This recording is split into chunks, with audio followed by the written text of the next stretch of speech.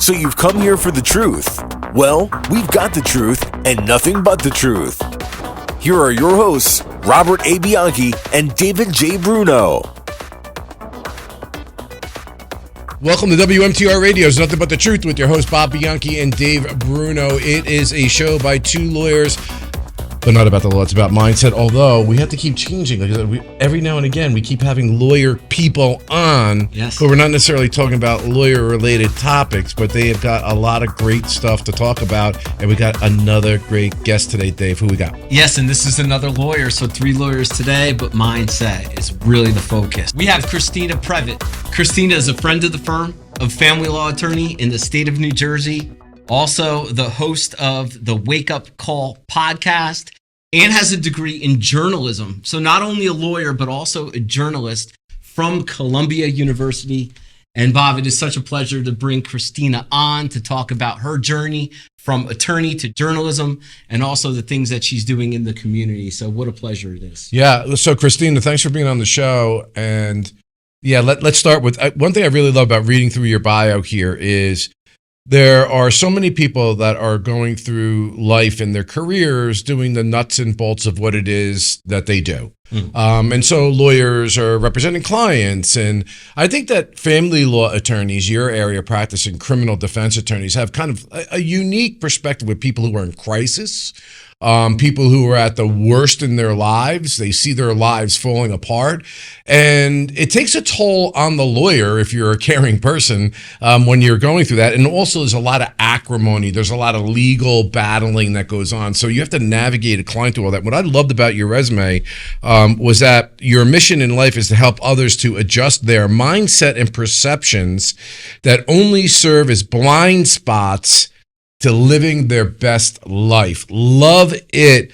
Talk to me about that. Well, I've had a lot of coaching. I started doing coaching in 2017, and it really, I think, changed the whole trajectory of my life. And I was able to incorporate that into what I do as an attorney. And I've learned and keep learning every year that everything really is how you look at it. It's how you perceive it. It's a choice. And a lot of people will get a little upset when I say that, but it really is. You can look at a situation and choose to see whatever gifts might be there. You can choose to see how you're going to get past it. It doesn't have to define you. It doesn't have to be, it can be as good as you want it to be or as bad as you don't want it to be. That's what one of my coaches says. You know, I got to follow up with that, Dave, because that is literally like as close as you could get to the TED Talk that I did from any guests that we've had. And yeah, it can be controversial because people want to feel victimized, and that's okay. I say it to myself all the time too.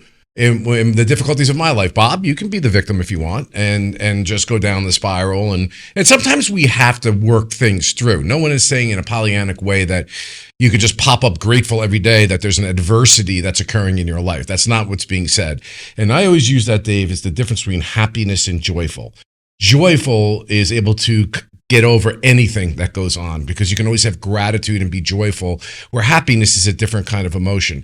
But I've always marveled at this, Christina. It sounds like you have too, that in my EMS work that we talked about earlier before we went on the show, you can have people who view their illness in 2 completely different ways. It was something that always surprised me, shocked me, and I was always attracted to looking at those people who were dealing with such terrible long-term illnesses, yet they were so resilient, so positive, and I always wondered, what was it that made them that way? It's mindset, isn't it? Yeah, it totally is. And I think there do seem to be some people that they're just naturally happy all the time, right? Like sometimes we encounter those people and we want to slap them. And then there are people that are completely the opposite. They will always see the negative. No matter what situation they are in, they will see the negative. But I do think that if you are deliberate and conscious and aware, you can change that about yourself. If you hear yourself complaining all the time and you feel like you're not happy, you really can work on that. It's not going to happen in a day. But, and you know, I have my bad days too. We're all human beings. We're imperfect, but you can change that about yourself. If you're aware of it and you observe yourself sort of, from outside to the extent that that's possible. And I've been able to do that with coaches. You do have control over that. Brother David Ross, who to me, is a big hero of mine, and he's got the gratefulness.org website, always talks about taking 2 more beats, 2 more seconds, and then you stop, look, and go. In other words, he talks about the mind control to ask yourself, why am I thinking this? So you're intentional in your thoughts. And I know you're into that as well. Oh, without a doubt. Tony Robbins, where focus flows, energy goes. Brendan Burchard and Ed Milet talk about the RAS, the reticular activating system in the brain that actually gets you in those thoughts, in those reoccurring cycles of thought once you start focusing on something. So it's absolutely true that when you think about something like that, be it positive or negative, I mean, you are choosing those types of thoughts and the perception of what you see. And I agree with the both of you. It's not all great. I mean, challenges, adversities, they come all the time. And Christina, I know you feel this way too, but I talk about us being lawyers. We're serving people in crisis. And not only are we serving people in crisis, but we have our own challenges and our own adversities, and sometimes they bleed together. So you got coaching in 2017, and I know, just not even asking the question yet or discussing this, you had to change some of those habits and routines in your life to comport with that coaching. What were they? You have to work on yourself every day. You don't just go to one coaching event and, you're cured of, whatever ailment you have. It's something that you have to work on all the time, and you're never done. So it's something that I'll be working on until the day I die. I've been doing coaching continuously since 2017. I just joined a new coaching group literally yesterday. And I think you have to be really careful about who is in your universe, what kind of people you have around you on a daily basis influencing you, because that makes such a huge difference. So if you're trying to be positive, you have certain goals for your life.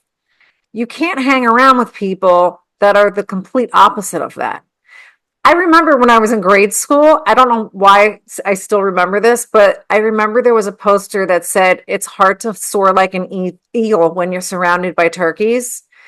And it's so true. Like even today, that's still applicable. So there's that. And then also kind of related to that is just, what are you telling yourself? What are the thoughts in your head? I've seen this, I call it Facebook wisdom. There's all these postcards going around social media. And it says something like, be careful what you're telling yourself because you're listening. Right. Be careful what thoughts are in your head. And so when I catch myself being unkind to myself, I'm getting better at catching it. I will kind of like sometimes out loud just say, okay, stop it. And I have a goddaughter who's 11. I love her to pieces. And I'm all about teaching her how to, be an empowered woman. And, one day. And I think about what would I say to her, the things that I'm saying to myself, would I ever say them to her? And I know that I wouldn't. So why is it okay to say it to myself? So, there's lots of things like that. But I think overall, it really just comes down to awareness of yourself. First of all, we cannot agree anymore. We agree completely. An unexamined life is not worth living. And it's really true. In my leadership positions that I've had through my life, I have marveled at how some are so super critical of themselves and how some have no insight into their conduct whatsoever. And we do that with that as criminal defense lawyers, and including us, right? We all have some level of, looking in the mirror and not seeing what's really there. But this idea of at least trying, and to me, I use the word I'm changing my word from authenticity. I used to use these words, authenticity, how to live an authentic life and, how to live a realized life, to really right now, my word is curiosity. The more and more I go, I say the reason that people could go through life without examining how they're talking to themselves, like you're saying right now, which is such a huge thing, is they don't have the curiosity to examine life beyond what's in front of them in a given moment. And at the end of the day, like you were talking about, the end of your life, where do you want to be? That's my mantra. What do I want to say about my life at the end? Will I say life well lived or not? Yeah, I feel like I do spend a lot of time thinking about that, and it can be a little even morbid at times. Is what are we here for? What is our purpose? Is there some grand purpose? I mean, we could talk for hours about that. I don't know the answer. The people have been trying to figure it out for centuries. But, I think just having a life even today, not even worrying about the day I die, whenever that is, what about today? How do I feel about myself and the life that I'm living today? Because another thing I've learned is really important is being present. Because yesterday's gone, and I hear this all the time, and at some point you kind of internalize it and you start to understand it a little more. But yesterday's gone, tomorrow isn't here yet, tomorrow may not come, we don't know. But whatever you're doing now, be present with it. Enjoy it. Sometimes it's not pleasant. If it's unpleasant, you just have to sit through it. It's okay to sit with that. Yeah, just before we take a break, I just want to make sure so that our audience is clear, although they've heard me say it a million times.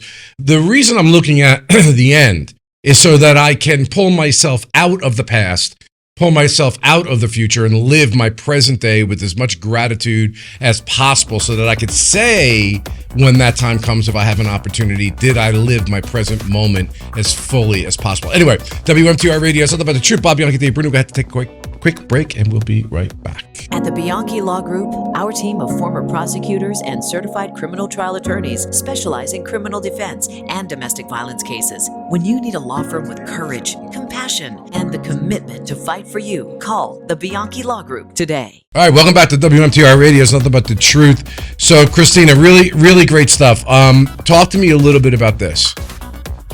People will ask that are listening on the other end of this, that this kind of advice or things that we're talking about is Pollyannic, it's unworkable. I guess when you get older and the more you get, older and more mature, you realize it's really, in my opinion, the only way to live. I wish I could just get there earlier. I could get there sooner. But the fact of the matter is people do confront difficult circumstances like your clients do, like you do, like I do, like Dave does. So when somebody's in that storm as a coach, rather than telling them to avoid it, how are you talking to them about how to deal with it? Well, I think whatever bad situation you may find yourself in, you have to accept it. The thing that I see that's the most problematic in, let's say, a divorce is when someone's so resistant to it happening.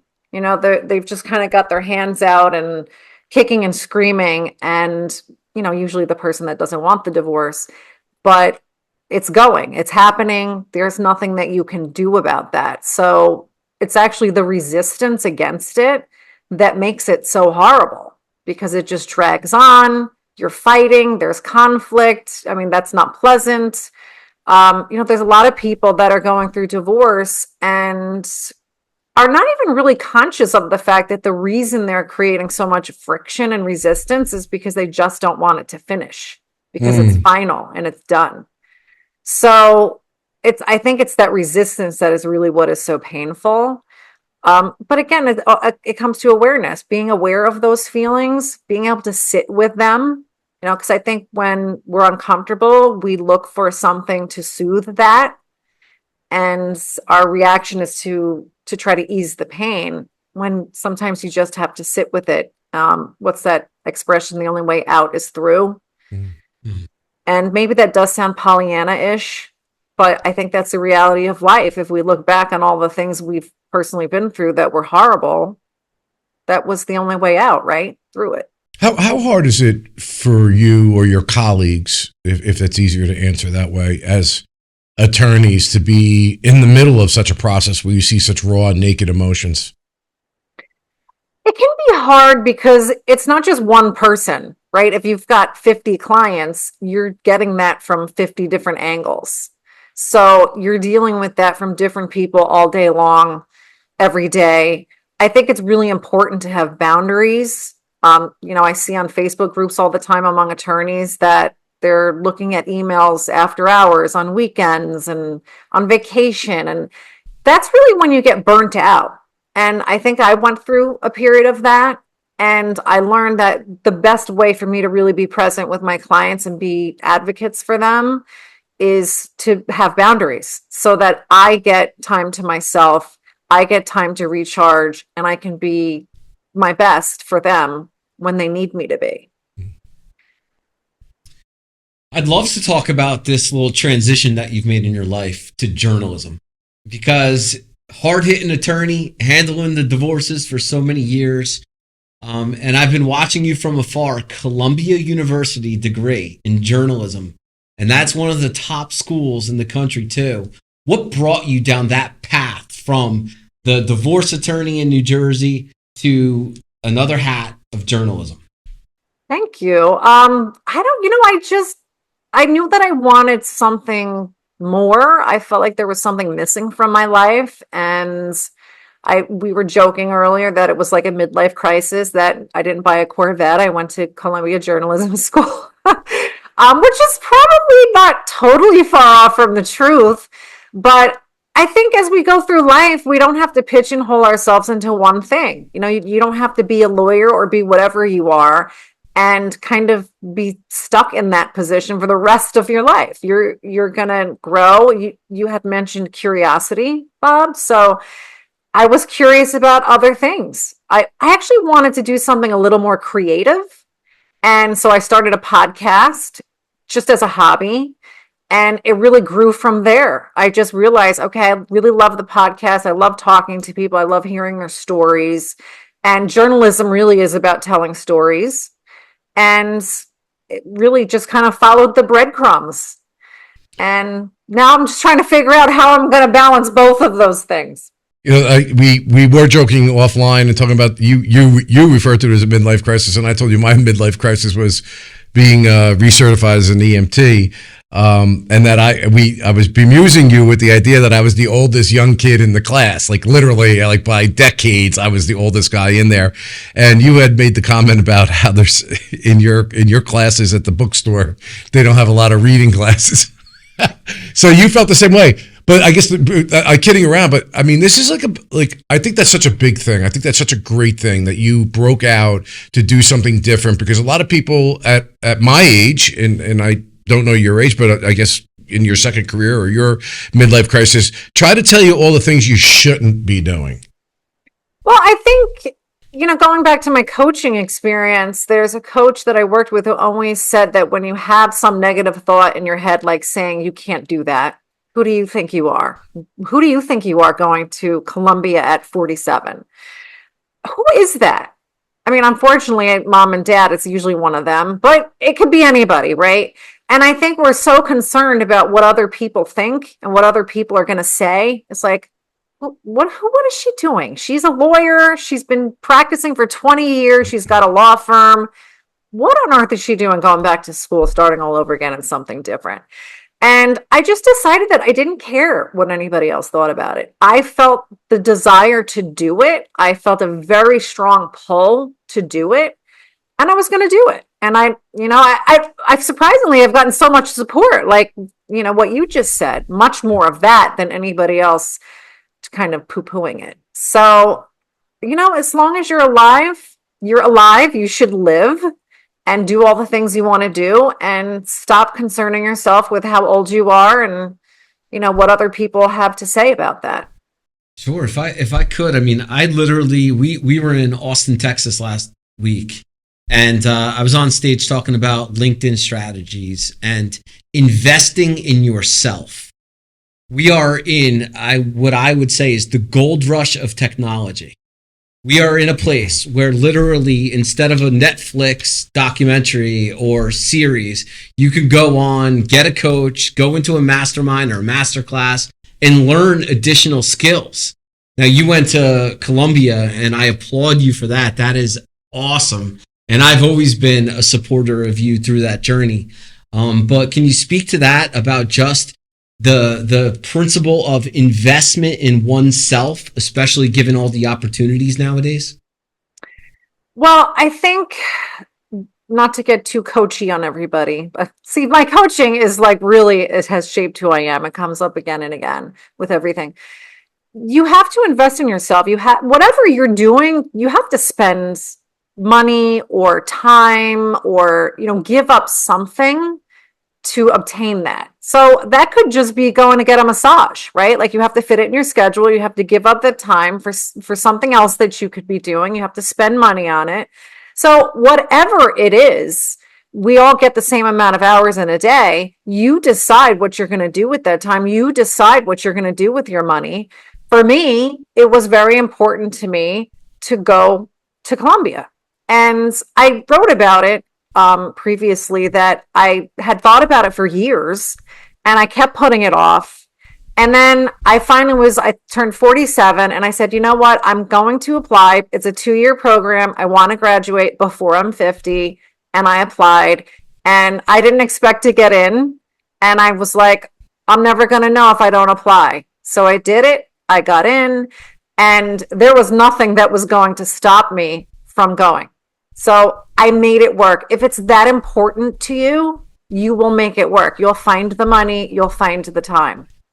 Yeah, we have to start to close down here, but you just made a point that actually somebody was making in another lecture that we were at, and I think it's like so poignant because there is an infiniteness to us and a finiteness to us. And the finite piece is you have 168 hours a week.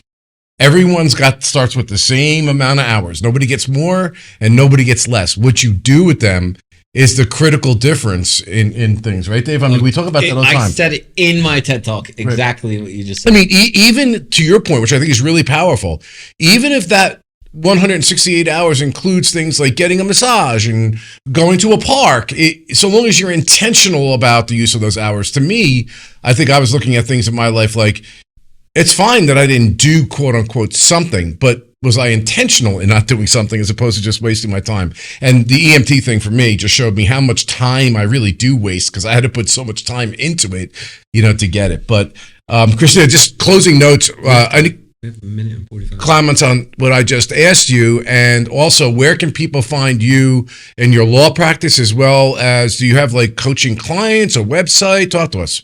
Well, I'm sort of in between law firms right now. I took a year sabbatical. That's what I'm calling it, which part of that time I was in Columbia.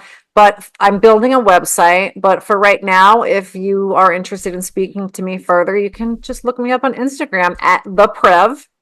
And it's public. And I share everything I'm doing on there with work, school, extracurriculars. So hit me up on there. The Prev, the Prev, I assume. The Prev, as in capital T, like the Prev. I love it. It's like the Not Bruno. to be confused with Prev. So, Dave, final thoughts. We're all aligned, and I knew this was going to be a great interview, but a lot of the principles that you're rolling out here are things that we believe and we're taking action on. And that's, I think, the final point I want to make is action. That is the key, to take action. When you have these things that you want to do, when you have these troubles, take action towards them instead of keeping them up here. So with that being said, thank you so much, Christina, for coming on Nothing But the Truth. We are on the air on Saturday mornings at 9:30 on WMTR. But on the Wednesdays, we do drop podcast on Spotify and iTunes, as well as the video series on YouTube. And you could find all of that on nothingbuttetruthpodcast.com. So with that being said, thank you so much. And I look forward to seeing you soon. Thanks, Christina. We're the Bianchi Law Group, a team of former prosecutors and certified criminal trial attorneys. But here's the thing. He put himself in a box when he said... Relied on by CNN, Fox News, MSNBC, Law and Crime, and news leaders across the country for our criminal defense expertise. To get a search warrant, you have to have probable cause that a crime's been committed and there's evidence in a particular place. When you need a law firm with courage, compassion, and the commitment to fight for you, call the Bianchi Law Group today.